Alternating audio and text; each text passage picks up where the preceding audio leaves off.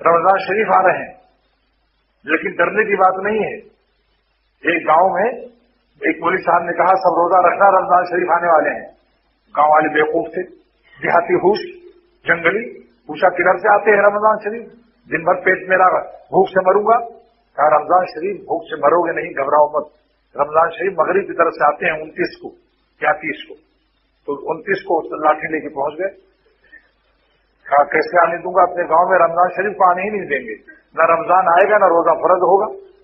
اتنے میں ایک اونٹ والا آ رہا تھا، یہ لوگ سمجھے یہی ہے رمضان، لاٹھی لے کے دوڑے۔ اب وہ بیچارہ گھبرایا، کہا میاں تمہارا کیا نام ہے؟ ارے اس ظالم کا نام بھی رمضان علی تھا۔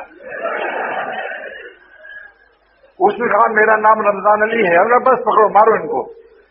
چودھری جو تھا گاؤں کا بڑا، اس نے مارو یہی ہے رمضان، نام بھی اس کا رمضان علی ہے۔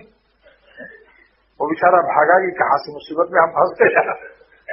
ایک مہینے کے بعد مولوی صاحب آئے، کیا روزہ رکھا؟ کہا روزہ کیسے رکھتے، فرض ہی نہیں ہوا۔ کہا کیوں؟ کہا رمضان علی آئے تھے، میں نے مار کے بھگا دیا۔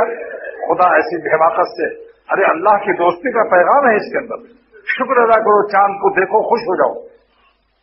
اور رمضان میں کتنا مزہ آتا ہے، افطار کا مزہ دن بھر تو ہے، مگر غریب سے غریب آدمی کو بھی پکوڑے اور دہی بڑے اور چھولے ملتے ہیں۔ اور افطاری کا ثواب کتنا ہے، پورا روزے کا ثواب ہے افطاری کا دانے، اور اس کے روزے سے کچھ کمی نہیں ہوگی، اتنا ہی ثواب افطاری کرانے والے کو۔ لہذا جس کو افطاری کرانے کا شوق ہو تو ہمارے ادارے میں افطاری کرانے کا انتظام موجود ہے، دفتر سے معاملہ کرو، مفت میں ثواب، مگر آپ کے روزے سے کمی نہیں ہوگی، اور روزہ رکھنا پڑے گا۔ افطاری کرا کے روزے سے جان نہ چھوڑا لینا، روزہ رکھنا پڑے گا۔